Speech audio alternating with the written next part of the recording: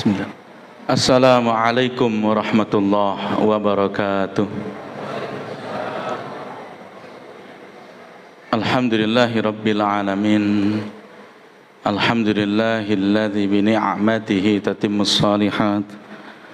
Alhamdulillahilladzi bi fadlihi tatanazzalul khairat wal barakat. Alhamdulillahilladzi bi taufiqihi wa hidayatihi tatahaqqaqul maqasid wal ghayat.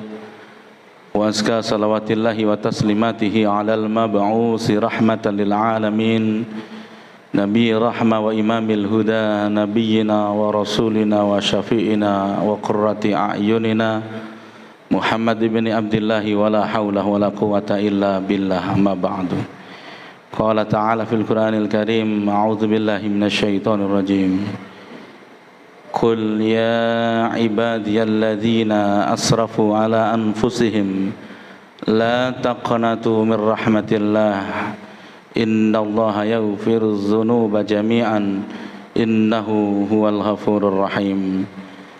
Hadirin hadirat ma'asyiral muslimin, jamaah Masjid At-Thayyibah yang dimuliakan oleh Allah. Bersyukur kepada Allah atas segala nikmat yang masih diberikan kepada kita sampai malam hari ini. Kita masih bisa melaksanakan ibadah salat Isya secara berjamaah, kemudian dilanjutkan dengan qiyamul Ramadan, dan nanti insyaallah kita akan tutup dengan witir. Juga begitu banyak ibadah-ibadah Ramadan yang kita lakukan di siang hari tadi, mulai dari siyamnya, kemudian tilawahnya, sedekahnya, dan seterusnya. Tentu kita berharap mudah-mudahan semua ibadah-ibadah Ramadan itu diterima oleh Allah, dijadikan sebagai pemberat timbangan amal kebaikan kita kelak. Hadirin ma'asyiral muslimin rahimakumullah, pada salawat dan salam kepada baginda Nabi kita Muhammad sallallahu alaihi wasallam, ada satu cerita singkat yang ingin kami sampaikan melalui mimbar ini. Mudah-mudahan ada manfaatnya. Jamaah rahimakumullah, ada satu nama yang tidak bisa dihilangkan dari perjuangan Nabi sallallahu alaihi wasallam, tapi nama ini bukan nama yang baik. Nama ini adalah nama sebagai simbol permusuhan kepada Islam, kepada Nabi dan para sahabatnya. Nama ini adalah nama seorang tokoh Quraisy yang sebenarnya nama aslinya adalah Amr bin Hisam, juga memiliki kunyah atau nama panggilan Abul Hakam, tapi yang justru masyhur di kalangan kita dikenal dengan Abu Jahal atau Abu Jahal. Jamaah rahimakumullah, dikenal dengan Abu Jahal lantaran kuatnya penolakan dia terhadap Islam dan bencinya luar biasa terhadap Islam, Muhammad sallallahu alaihi wasallam dan para sahabatnya. Tetapi kata para ulama ada mengatakan ada yang justru jauh lebih dahsyat kebenciannya, permusuhannya dibandingkan Abu Jahal.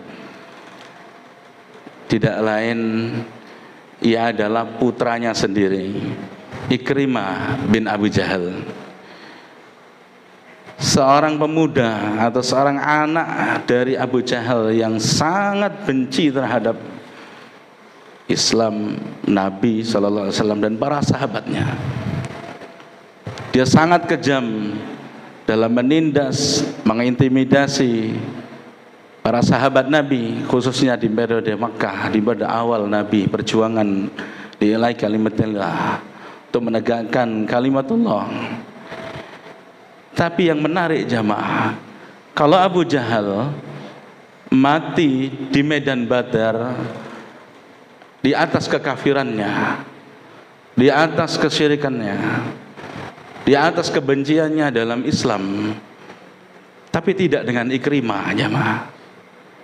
Ikrimah mati atau meninggal justru di atas kecintaannya terhadap Islam, di atas perjuangannya li'ilai kalimatillah di medan pertempuran. Bahkan nanti menarik sekali kalau kita baca dalam sejarah betapa ada satu sifat yang sangat jarang didapati bahkan di kalangan umat ini saat ini, yaitu al-ithar, sifat mendahulukan saudaranya dibanding dirinya. Singkat cerita jamaah, Ikrimah bin Abi Jahal ini saat Fathu Makkah, Nabi SAW mengumumkan nama-nama yang wajib untuk diberikan dijatuhi hukuman mati. Nama yang paling utama dan pertama disebutkan Nabi adalah Ikrimah bin Abi Jahal. Kenapa? Karena tadi kebenciannya terhadap Islam, permusuhannya terhadap Islam, penindasannya kepada sahabat-sahabat Nabi sungguh sangat luar biasa. Dan lagi dia adalah seorang panglima.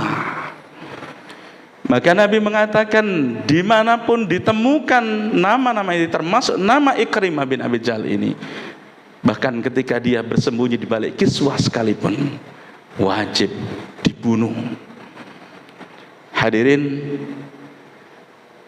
berbeda dengan Ikrimah, istrinya lebih dahulu masuk Islam. Istrinya Ummu Hakim ini lebih dahulu masuk Islam. Ketika tahu bahwa Nabi SAW menyebutkan nama pertama adalah suaminya untuk diberi hukuman mati, maka Ummul Hakim ini kemudian jamaah ada rasa khawatir. Namanya istri, ada rasa sayang terhadap suami meskipun dia sudah tidak sejalan lagi, tapi khawatir kalau nanti dia ditemukan oleh pasukan muslim lalu dibunuh di tempat. Maka dia kemudian, Ummul Hakim ini kemudian menghadap Nabi bersama para wanita-wanita yang lain. Dia mengatakan, ya Rasulullah, suamiku Ikrimah takut ya Rasulullah, dia kabur ya Rasulullah dari Makkah, meninggalkan kota Makkah ini, tidak tahu entah kemana. Ketika engkau sebutkan bahwa dia wajib diberi hukuman mati, maka aku mohon ya Rasulullah, berikan jaminan untuknya kalau dia mau kembali ke Makkah lagi supaya dia aman. Nabi Pak, yang dikenal dengan begitu lapang dadanya beliau, Nabi mengatakan dengan ringan, dia aman. Saat mendengar Nabi mengatakan dia aman, istri Ikrimah langsung pamit mencari Ikrimah bin Abi Jahal ini. Dia cari sampai ke Jeddah, karena dia tahu, dia dengar bahwa Ikrimah akan pergi meninggalkan Saudi atau waktu itu Najd. Ya, dia akan lari naik kapal menuju ke negeri Yaman. Singkat cerita, ketemu di sana, diajak kembali, diyakinkan bahwa Nabi SAW memberi engkau jaminan kalau engkau kembali ke Makkah, engkau pasti aman, kata Nabi.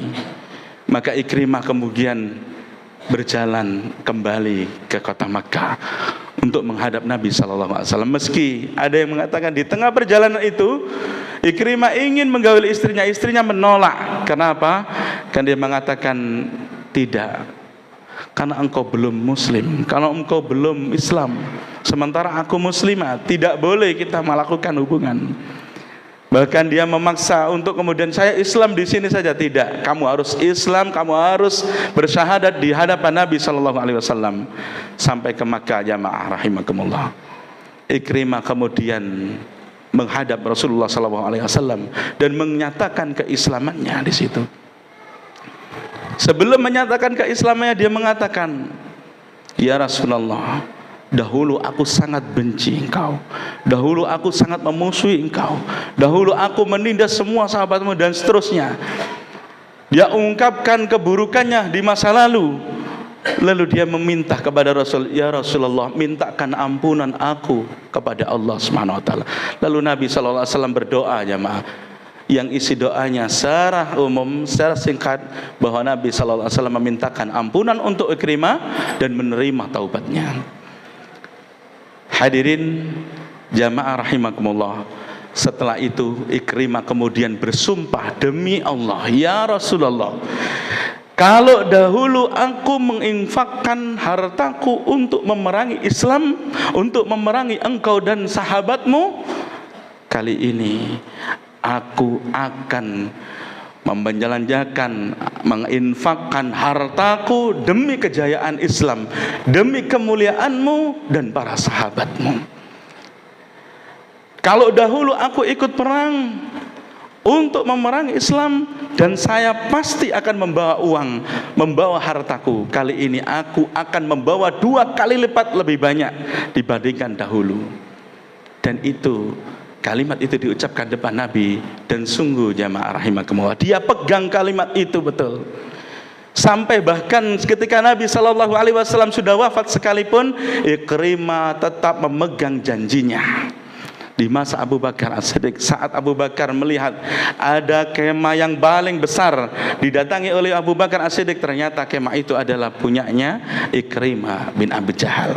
Ditanya, wahai Ikrimah, apakah engkau butuh perlindungan dariku? Tidak, wahai Khalifah. Tidak, ya Abu Bakar. Inna ma'i alfi dinar, kata. Sesungguhnya aku membawa 1000 dinar, kata Ikrimah kepada Abu Bakar. Hadirin jamaah rahimakumullah, apa yang bisa kita ambil, pelajaran apa dari singkat ini? Jamaah, seorang Ikrimah memiliki 4 keistimewaan. Pertama, dalam jihadnya dengan hartanya, dia sebutkan di hadapan Nabi, dan dia buktikan itu di hadapan setelah Nabi, kan, termasuk di masa Abu Bakar, di masa Umar sekalipun. Di masa Abu Bakar tidak sampai sama sumar.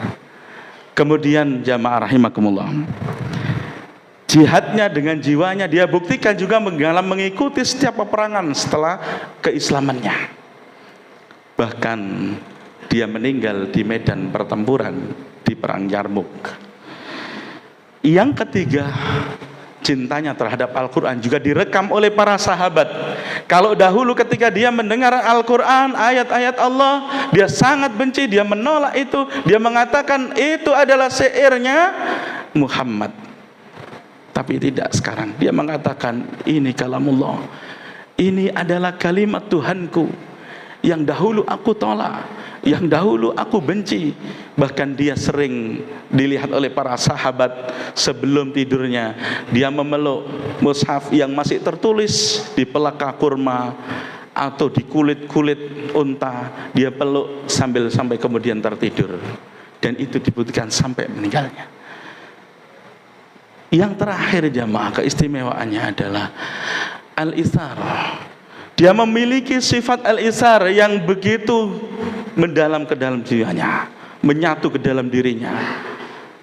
Al-isar adalah mendahulukan kebutuhan, kepentingan saudaranya dibanding dirinya. Dan ini ia buktikan saat menjelang kesyahidannya. Begitu dia sudah jatuh, sudah tidak mampu berdiri dengan sahabat yang lain, di mana ada 2 sahabatnya, Al-Haris bin Hisam dan Ayyas bin Abi Rabi'ah, yang kondisinya sama ketiga-tiganya ini. Al-Haris dan Ayyas ini sama jamaah, dia haus sekali, mereka bertiga ini sebenarnya haus sekali. Tapi Ikrimah yang dahulu, yang pertama kali mengeluh kehausan, ingin minum, saat sahabat yang membawakan air minum datang, terdengar Haris minta minum, apa kata Ikrimah? Berikan kepada Haris. Jamaah, yang membawa air minum ini ke Haris, Haris juga begitu, berikan ke Ayyas.